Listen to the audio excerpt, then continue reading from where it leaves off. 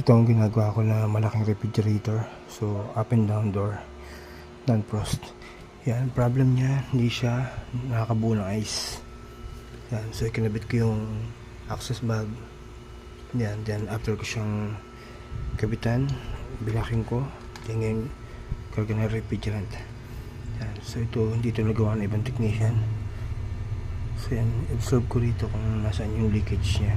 Kasi kaya kailangan ng kargahan ng refrigerant kasi wala na siyang masyadong karga. So mahina na yung pressure niya. So usually dito nag-leak yan sa condenser dito.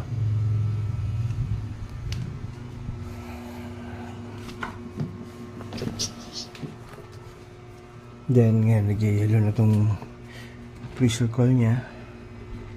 Yan, yellow na.